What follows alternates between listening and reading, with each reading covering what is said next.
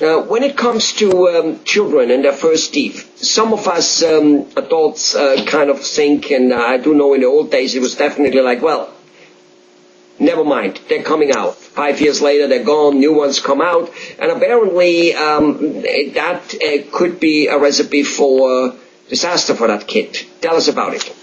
Yes. Well, even though we do keep our baby teeth or our deciduous dentition for a fairly short period of time, it's very important to the child's general health, to their nutrition, that those teeth be kept in good shape. If they start to decay or start to have problems and those problems are not corrected, this can have a definitely negative effect on the child's general health and on the subsequent adult teeth that will be coming in after the baby teeth. So many times a patient will say to me, well, why are we fixing this tooth? It's only a baby tooth. And my answer is that it's still a tooth. It has roots. It can cause the child a great deal of pain if we don't take care of it. Plus, if there's an infection with this tooth, it can definitely affect the tooth bud of the adult tooth growing below it.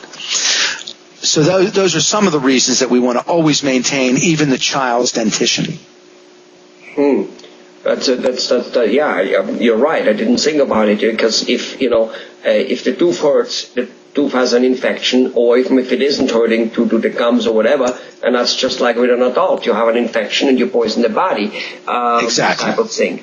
And I guess if you lose a tooth too early on a baby, in the baby teeth, I guess if you lose them too early, could that or if you don't pull them when it has to be pulled, basically if you don't maintain them the way you would maintain a nice forest, a nice garden, would that affect the growing of the second teeth and the permanent teeth, so that maybe more orthodontic work is needed because they grow crooked or so?